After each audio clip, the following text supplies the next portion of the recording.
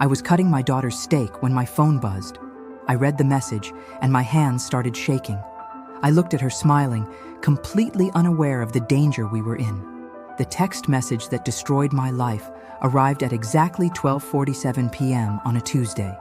Right as my daughter was telling me about her latest journalism assignment over lunch at Giovanni's, the upscale Italian place downtown where we met every month like clockwork.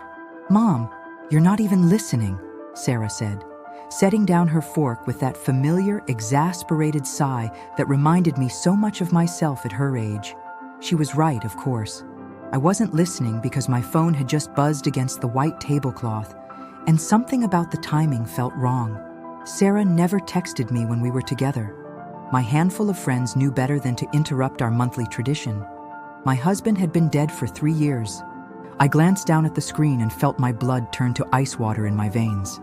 "Levante e saia, non diga nada a sua filha." Stand up and leave. Don't say anything to your daughter.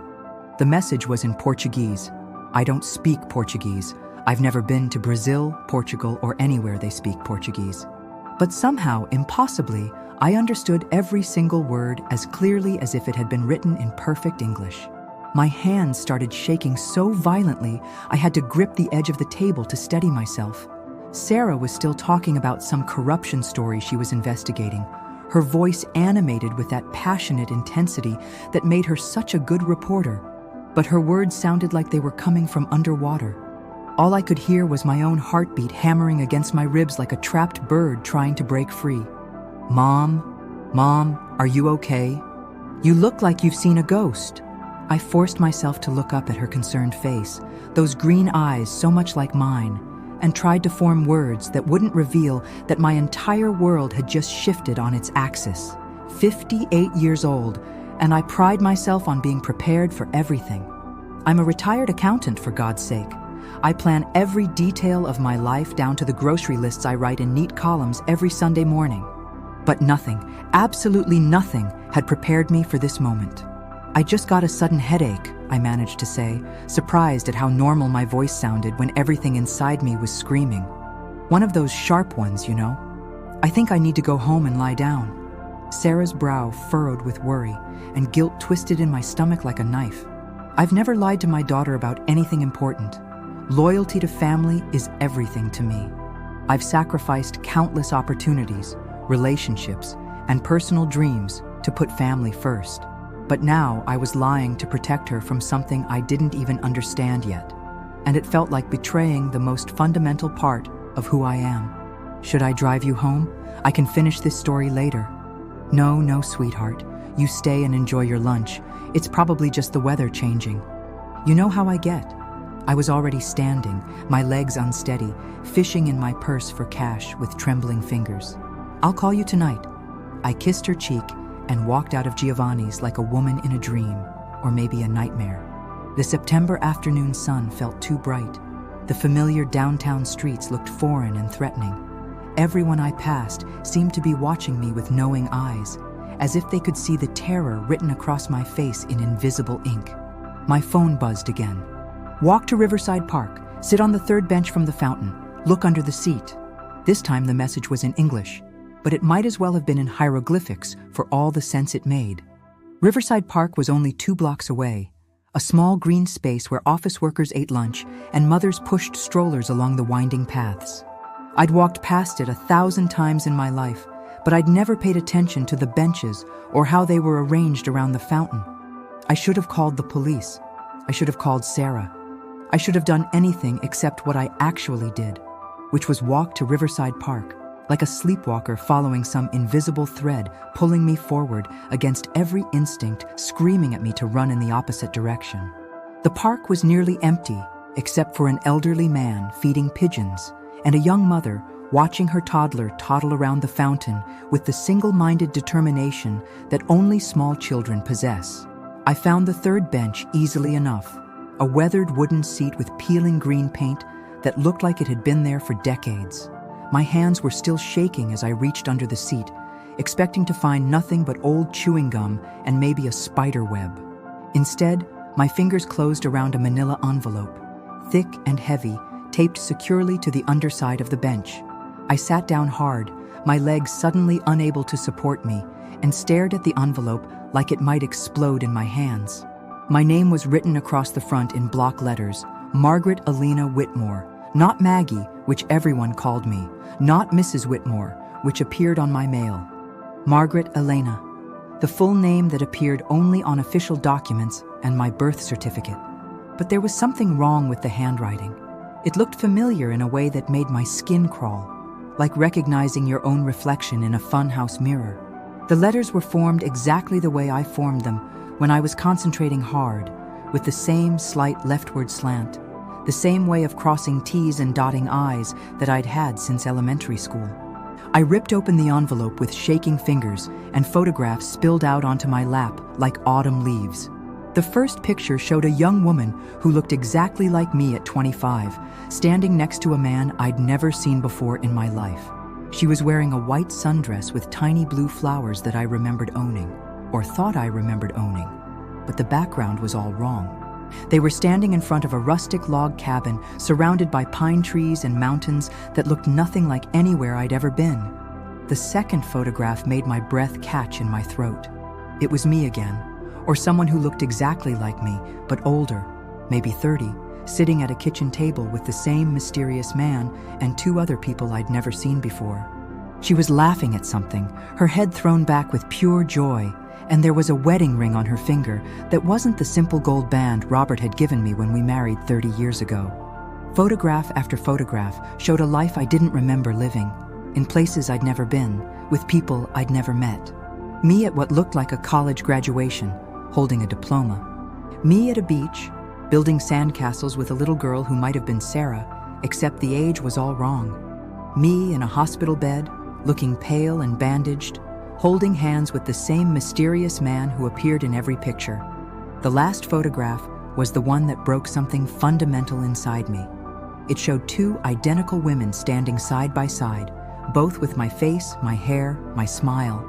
One was wearing a blue dress, the other a green one, and they had their arms around each other like sisters, like twins. I'd never had a sister. I was an only child, raised by parents who died in a car accident when I was 19. I had no siblings, no extended family, no one but Sarah and Robert, who was now gone. This was impossible, but the photographs were real, professionally developed, aged with the patina of decades.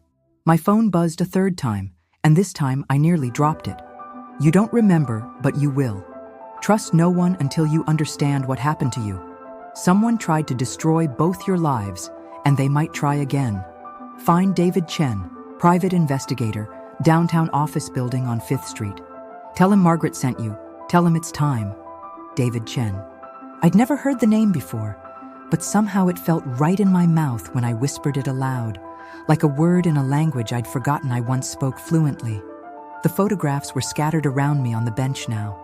35 years of memories I didn't have, experiences I'd never lived, moments that belonged to someone who wore my face but wasn't me. Or was she? I gathered the photographs with trembling hands and stuffed them back into the envelope, looking around the park with paranoid eyes. The elderly man was still feeding pigeons, but now he seemed to be watching me out of the corner of his eye. The young mother was pushing her child on the swing set, but her glances in my direction felt too frequent, too calculating. I stood up on unsteady legs and walked home through streets that suddenly felt foreign and threatening, past neighbors who waved with smiles that might have been hiding secrets, through a life that might not even be mine. My house looked the same as always when I pulled into the driveway, the neat colonial with blue shutters and perfectly maintained flower beds that I'd lived in for 28 years.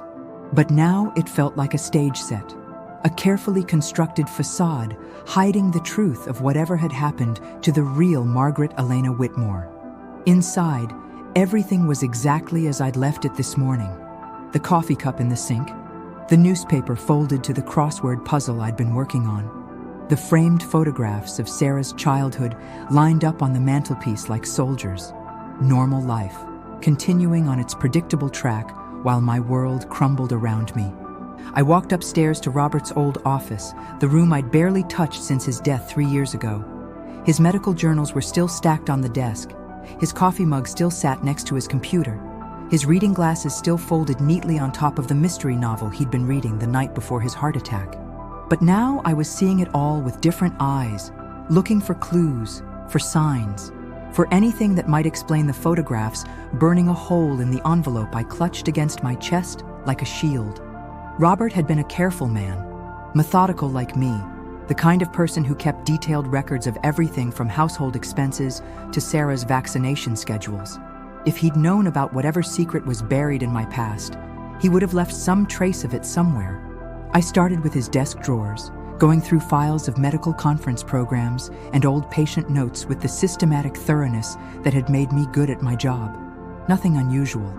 Then his bookshelf, checking behind books and inside dust jackets for hidden papers. Nothing.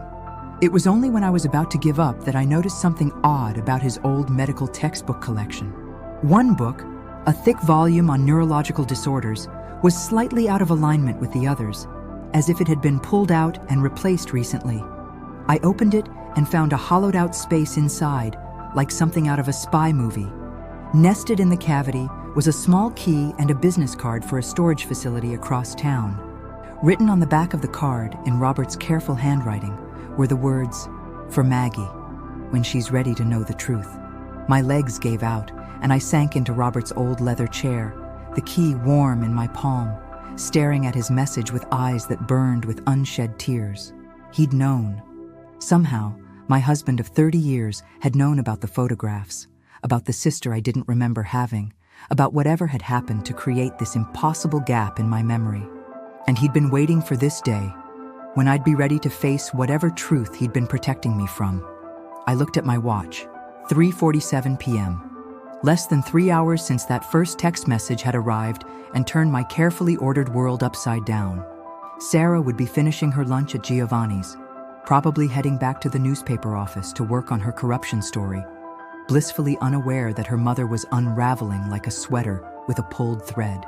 The smart thing would be to wait, to think this through, to approach it with the methodical planning that had guided every major decision of my life. But something deep inside me, some instinct I didn't recognize but couldn't ignore, was screaming that waiting might be the most dangerous thing I could do. Someone had tried to destroy both your lives, the message had said, and they might try again. I stood up, clutching the key and the envelope of photographs, and made a decision that went against everything I thought I knew about myself.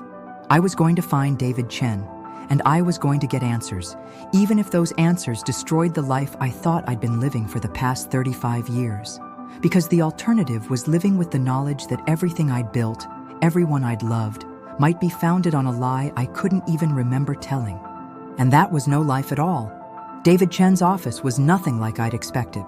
Instead of the cramped, cigarette-stained detective agency from old movies, I found myself in a sleek glass building on 5th Street, taking an elevator to the 7th floor, where a polished brass nameplate read, "Chen Investigations, discreet, professional, results-oriented." The receptionist, a young woman with purple highlights in her black hair and multiple ear piercings, looked up from her computer screen with practiced politeness that didn't quite reach her eyes. "Do you have an appointment? Mr. Chen is usually booked solid." "Tell him Margaret sent me," I said, my voice steadier than I felt. "Tell him it's time." Something shifted in her expression, a flicker of recognition or maybe alarm. She picked up her phone and murmured something too low for me to hear, then hung up and gestured toward a door marked "Private." "He'll see you now." David Chen was younger than I'd expected, maybe 35, with intelligent dark eyes and the kind of restless energy that made him seem like he was always about to jump up from his chair and pace around the room. When I walked in, he was studying a wall covered with photographs, newspaper clippings, and what looked like a complex flowchart connecting various names and dates with red string. "Mrs. Whitmore," he said without turning around. "I've been waiting for this call for 3 years. 3 years, but I just found out about you this afternoon." He turned to face me then, and I saw something in his expression that made my stomach clench with dread. Sympathy. The kind of gentle, careful sympathy people use when they're about to deliver devastating news. "Your husband contacted me 6 months before he died. He said you'd been having dreams, fragments of memories that didn't fit with your life. He was worried that something was triggering the return of memories you'd lost, and he wanted to be prepared. I sank into the chair across from his desk, still clutching the envelope of photographs. Robert knew about all of this? He knew some of it, not everything. David sat down across from me and leaned forward, his hands clasped together. Mrs. Whitmore, what I'm about to tell you is going to be difficult to hear. You suffered a severe traumatic brain injury 35 years ago in a car accident in the mountains of Colorado.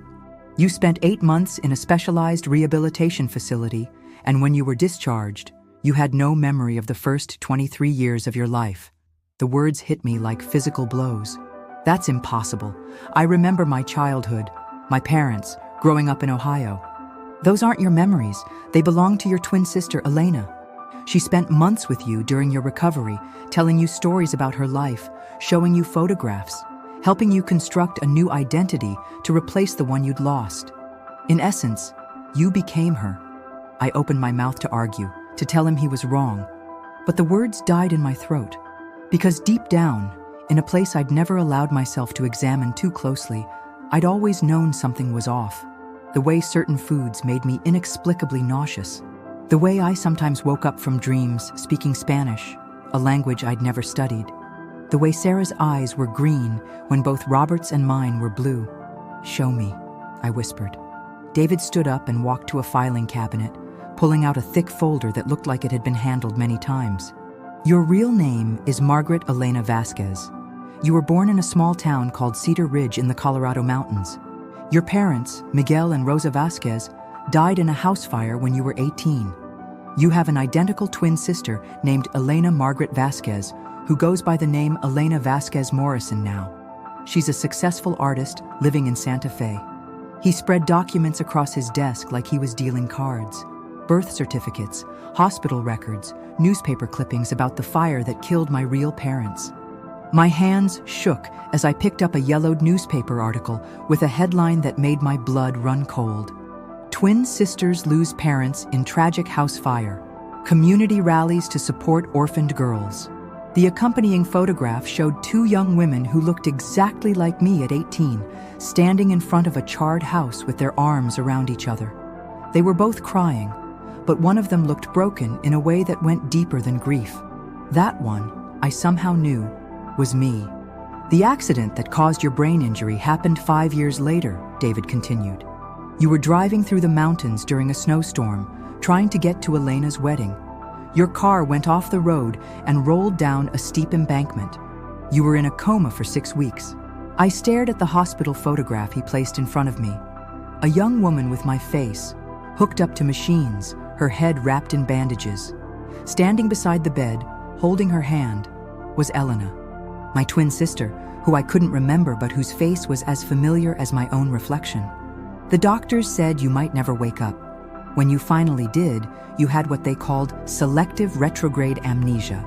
You could remember basic skills, language, how to read and write, but everything personal was gone. Your childhood, your relationships, your entire identity. But I remember things," I protested weakly. "I remember Christmas mornings, birthday parties, my first day of school. Elena's memories. She sat with you for hours every day during your recovery, sharing her stories, her photographs, her life. The doctors thought it might help your brain rebuild neural pathways. It worked in a way. You developed a complete personal history, just not your own." I thought about the key Robert had left me, still warm in my palm. "The storage unit. What's in it?" David's expression grew even more serious. "Evidence. Your husband spent the last 5 years of his life trying to piece together what really happened to you before the accident. He suspected the car crash wasn't an accident. The room seemed to spin around me. What do you mean? Your real life, the one you can't remember, was complicated. You were involved with a man named Carlos Mendoza, son of a wealthy family that owned half the businesses in Cedar Ridge. You'd been having an affair with him for 2 years, and he'd promised to leave his wife for you. But when you finally gave him an ultimatum, he not only refused to leave his wife, he threatened you." David pulled out another photograph, this one showing me at what looked like 22 or 23, radiant and happy, standing next to a devastatingly handsome man with dark hair and cold eyes. I felt a chill of recognition, not of the man, but of the expression on my own face. I'd seen that look before, in the mirror, when I talked about Robert during our early courtship. It was the look of a woman completely, hopelessly in love. Carlos Mendoza is now a state senator, being talked about as a possible candidate for governor.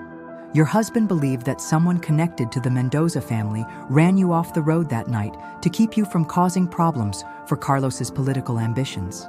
But why would Elena help me take over her life? Why would she give up her own identity?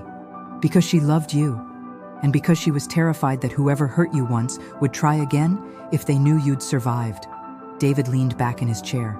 She thought if you became her and she took on a completely new identity as an artist, you'd both be safe. I stared at the photographs spread across the desk, trying to reconcile these glimpses of a life I couldn't remember with the woman I thought I'd always been. In every picture, my younger self looked fearless, passionate, alive in a way that I'd never felt in my carefully controlled existence as Margaret Whitmore. "There's more," David said gently. "Your husband discovered that Elena has been watching over you for 35 years. She's never married, never had children of her own, because she's been too busy making sure you were safe and happy. She's the one who sent the text message today." "Elena sent it? But why now?" "What's changed?" David's phone buzzed, and he glanced at it with a frown. "Because Carlos Mendoza announced his candidacy for governor last week, and someone's been asking questions about his past. Your daughter, actually. She's been investigating the Mendoza family for her corruption story." The blood drained from my face. "Sarah doesn't know about any of this." "No, but she's a good journalist. Too good. She's been digging into Carlos's business dealings in the 1980s, and she's getting close to discovering what happened to you. Elena's been monitoring the situation, and she's afraid that if Sarah publishes her story, the Mendoza family will realize you're still alive and living under a different name." I stood up abruptly, panic flooding my system. "I have to warn her. I have to—" "Mrs. Whitmore, sit down, please." David's voice was calm but firm. "Sarah is safe for now.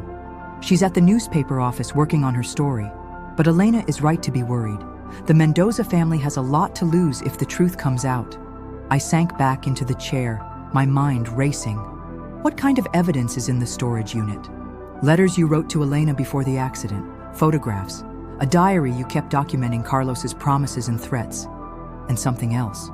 Something your husband thought might be enough to bring charges against whoever tried to kill you." "What?" "A witness. Someone who saw what happened that night on the mountain road. Someone who's been too scared to come forward for 35 years, but who agreed to talk to your husband shortly before he died." The room fell silent, except for the hum of the air conditioning and the distant sound of traffic from the street below. I stared at David's earnest face, trying to process everything he'd told me, trying to reconcile it with the life I thought I'd been living. "Where is Elena now?" I asked finally. "Santa Fe. But she's driving here tonight. She should arrive around midnight." "She's coming here? After 35 years? I'm finally going to see my sister? Your identical twin sister, who gave up her own life to save yours, who's been watching over you from a distance for 3 decades, who's now ready to risk everything to protect your daughter from the same people who tried to destroy you." I closed my eyes and tried to imagine it. Meeting a woman who looked exactly like me, but who had lived an entirely different life. A woman who knew me better than I knew myself, who carried memories of my childhood, my parents, my first love, everything I'd lost. "There's something else you need to know," David said quietly. "The man in the photographs, the one you were in love with before the accident, he wasn't Carlos Mendoza." I opened my eyes and stared at him. "What do you mean?" "Carlos Mendoza was the wealthy man who was using you, threatening you. But the man you really loved, the one who appears in most of the photographs, was named James Morrison. He was a teacher at the local high school, and he was planning to marry Elena." The pieces of the puzzle were shifting again, rearranging themselves into a picture I couldn't quite see yet. "Elena's husband? Elena never married James. She broke up with him right after your accident, told him she couldn't marry him while her sister was fighting for her life. By the time you recovered, she'd already decided to give you her identity and disappear. James never knew why she left him. My God, I whispered. She sacrificed her own love story for me. It gets more complicated. James Morrison is now a successful businessman here in town. He never married, never got over losing Elena. And Mrs. Whitmore, he's been following you. My blood turned to ice. Following me? For how long? About 6 months. Ever since he heard through old friends that someone matching Elena's description was living in this city.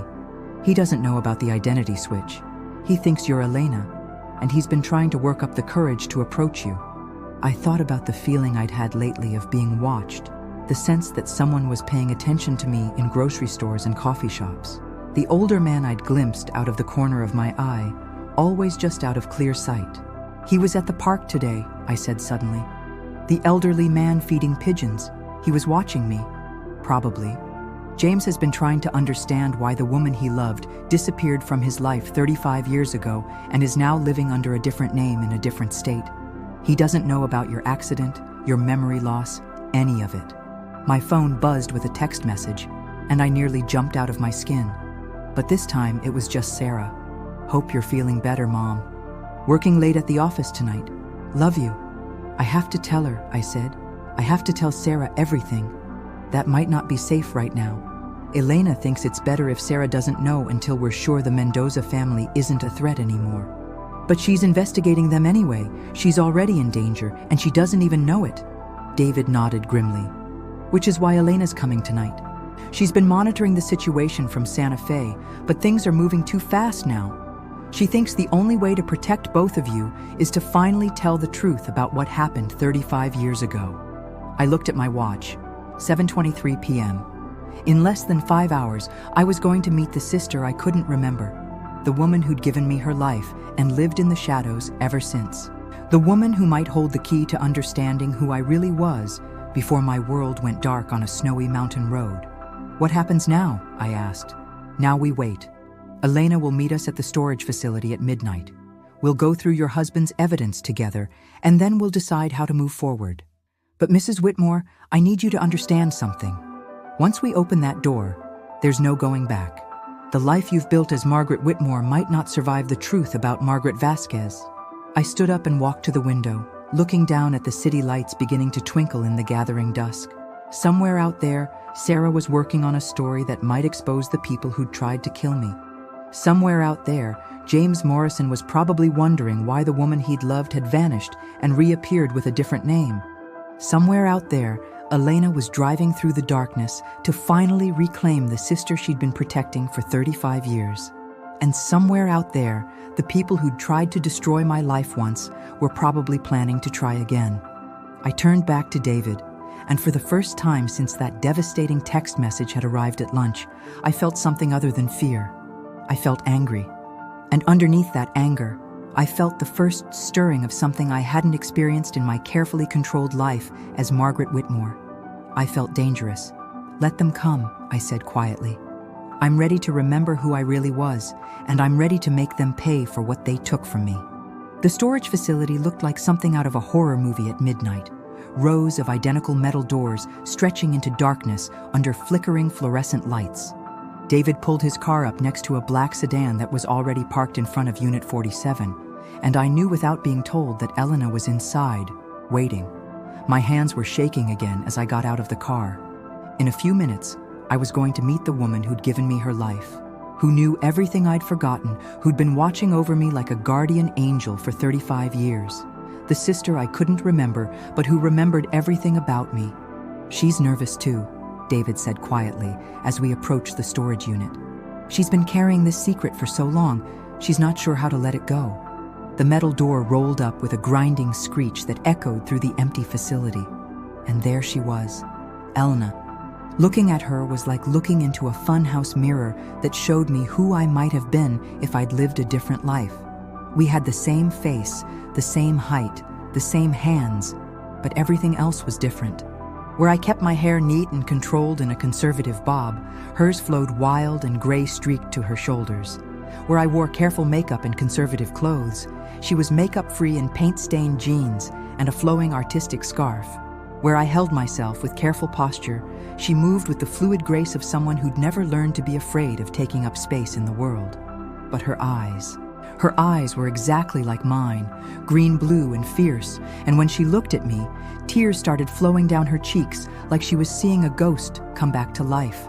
"Maggie," she whispered, and her voice was my voice, but warmer, more musical. "My God, Maggie, I've missed you so much." I stepped toward her on unsteady legs, and suddenly we were hugging, crying, holding onto each other like drowning women who'd finally found something solid to grab onto. She smelled like turpentine and sage, like art studios and desert wind, like everything I'd never been brave enough to be. "I don't remember you," I sobbed into her shoulder. "I'm so sorry. I don't remember anything." "It doesn't matter," she said, pulling back to look at my face with wonder. "You're here, you're alive. You survived everything they tried to do to you, and you built a beautiful life. That's all that matters. But you gave up everything for me." "David told me about James, about the life you could have had." "I chose love," she said simply.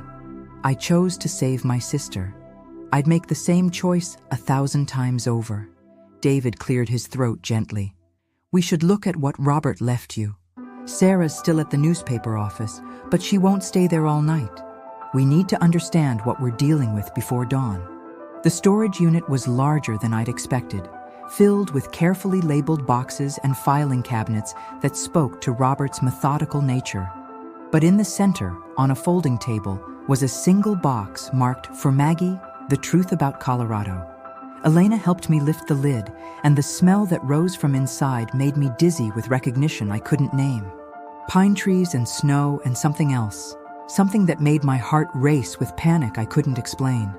The box was full of documents, photographs, and at the very top, a letter in Robert's handwriting addressed to me. "My dearest Maggie," I read aloud, my voice shaking.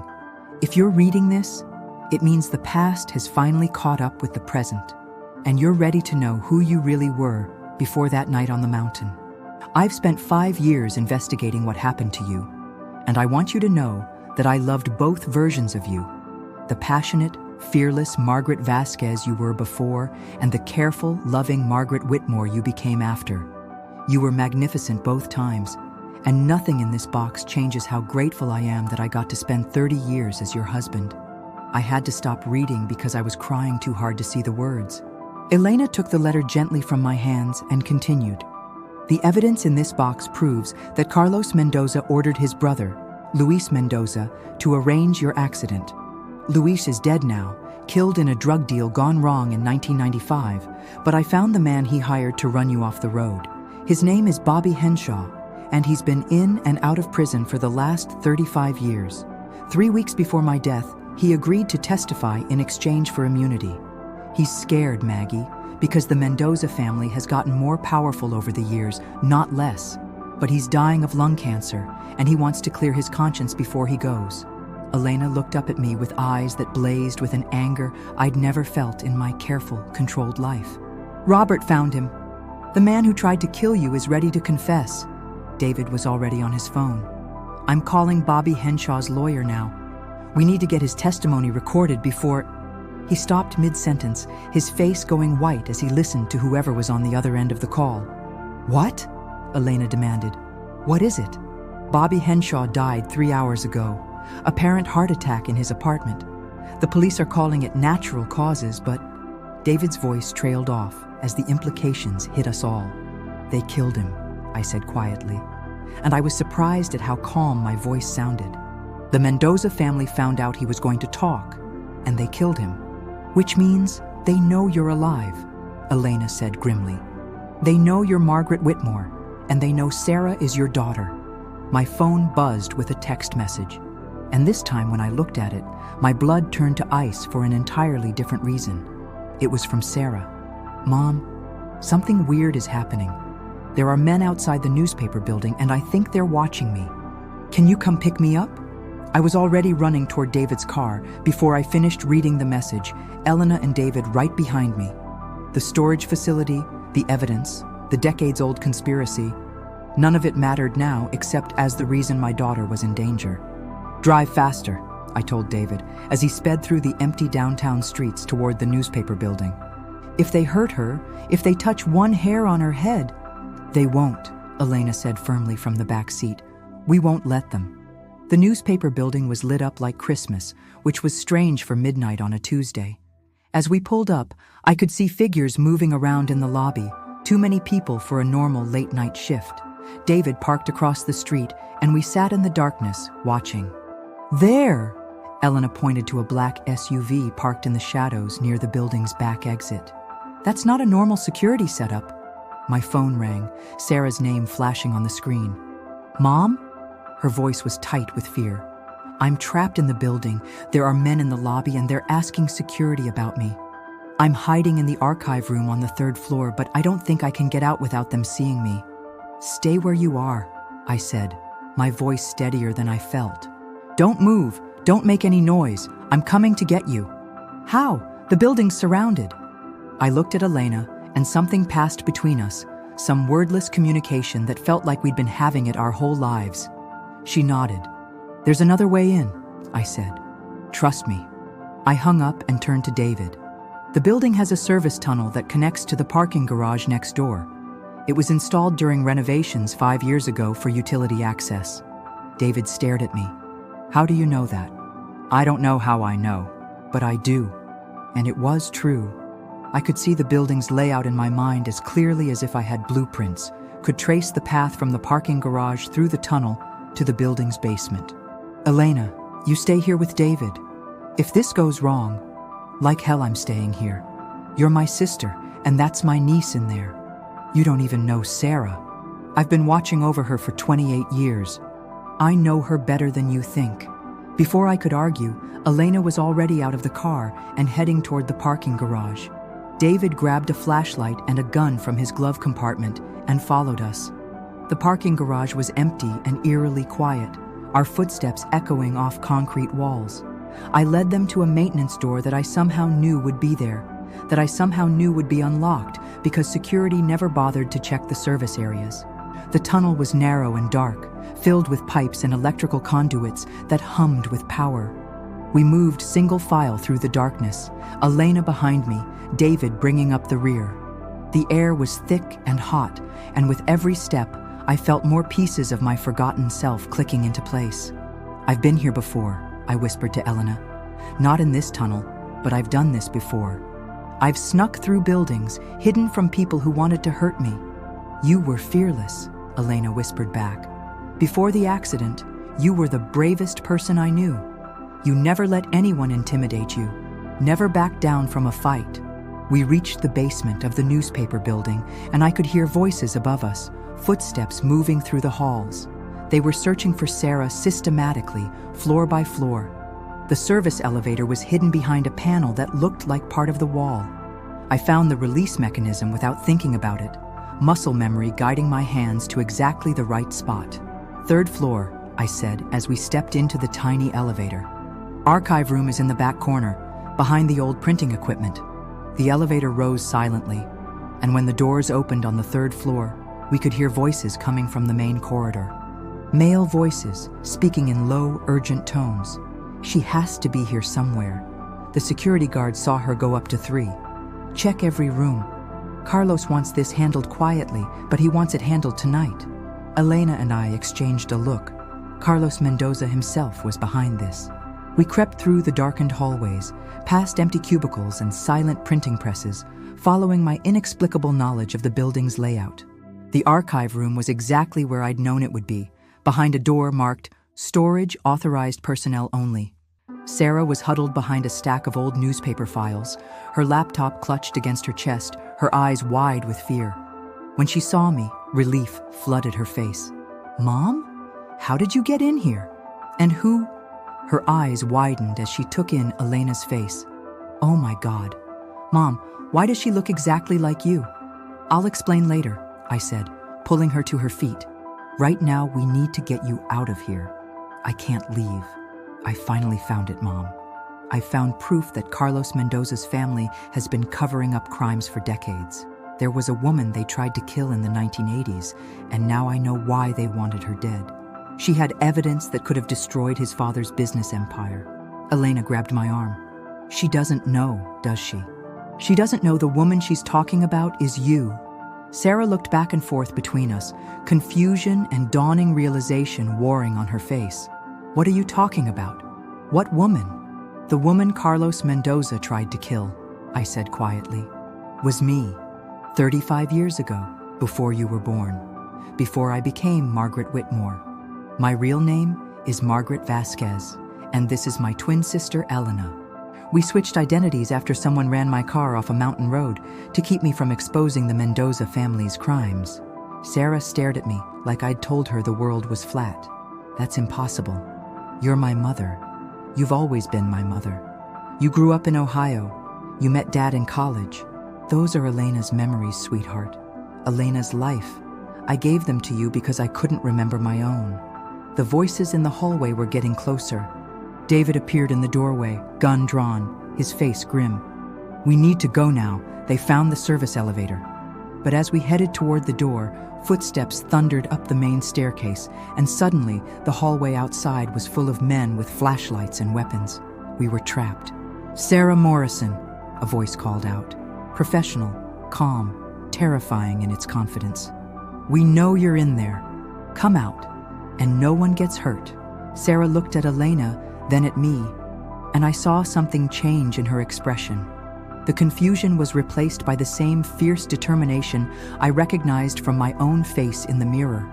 My daughter, who had inherited more than just my green eyes. They called me Morrison, she said quietly. Not Whitmore. They know about the identity switch. She looked at Elena. And they think you're my mother. Elena stepped forward, her face set with grim resolve. Then that's exactly what we're going to let them think. Before I could stop her, Elena was walking toward the door, her hands raised in surrender. I'm coming out, she called. Don't hurt the girl. She doesn't know anything about this. Elena, no! I lunged toward her, but David caught my arm. She's buying us time, he whispered urgently. There's another way out, through the air vent behind the printing press. But we have to move now. Through the door, I could hear Elena talking to our captors in my voice, using my mannerisms, becoming me so completely that even I almost believed it. The girl is innocent, she was saying. She stumbled onto the story by accident. Let her go, and I'll tell you everything you want to know about what I remember from 1989. Elena's given us maybe 10 minutes, David said, already pulling apart the vent grating. By the time they realize she's not the right twin, we need to be long gone. Sarah grabbed my hand as we prepared to climb into the narrow air vent. Mom, I need you to know something. Whatever your real name is, whatever life you lived before I was born, you're still my mother. You raised me, you loved me, you made me who I am. That doesn't change because you can't remember being someone else. I squeezed her hand, tears streaming down my face. I love you too, baby. No matter what happens next, remember that everything I've done, everything Elena has done, was to protect you. We crawled through the air conditioning system like spies in a movie, following David's lead through a maze of metal ducts and ventilation shafts. Behind us, I could hear Elena's voice getting fainter as they moved her away from the archive room. My sister, who had already sacrificed 35 years of her life for me, was now risking everything to save my daughter. And I was crawling through air ducts, running away again, just like I'd been running for 35 years without even knowing it. But not anymore. We dropped down into the parking garage next door, and I turned to David with a face that felt like it belonged to someone else. Someone fiercer, braver, more dangerous than Margaret Whitmore had ever been. Give me your gun, I said. Mrs. Whitmore, you're not thinking clearly. We need to call the police, get Elena back through legal channels. The police won't help us. Carlos Mendoza is too powerful, has too many connections. But I remember something now, something Elena's sacrifice just brought back. I held out my hand for the weapon, and my voice was steady as stone. I remember being Margaret Vasquez. I remember not being afraid of powerful men who think they can destroy women who threaten them. Sarah stared at me with something that might have been awe. Mom, what are you going to do? I'm going to get my sister back. And then I'm going to make Carlos Mendoza pay for 35 years of running. 35 years of fear, 35 years of stealing my life and Elena's life, and very nearly your life too. I took David's gun and checked the safety with hands that moved like they'd done this 1,000 times before. Somewhere in the darkness of my forgotten past, Margaret Vasquez had learned to fight back, and she was about to remember how. "Stay here," I told Sarah and David. "If I'm not back in 1 hour, call the FBI. Tell them everything. The evidence is in the storage unit. It's enough to destroy the Mendoza family if something happens to me." "I'm not letting you go alone," Sarah said fiercely. "Yes, you are. Because you're the most important thing in my life, and I'm not letting them hurt you the way they hurt me." I kissed her forehead. "Trust me, sweetheart. Your mother might not remember being brave, but your aunt never forgot." And with that, I walked back into the newspaper building to save the sister who had already saved me, to face the man who had tried to destroy me once and was about to learn that some women are impossible to kill. The frightened, careful Margaret Whitmore was gone. In her place stood someone who remembered finally what it felt like to be dangerous.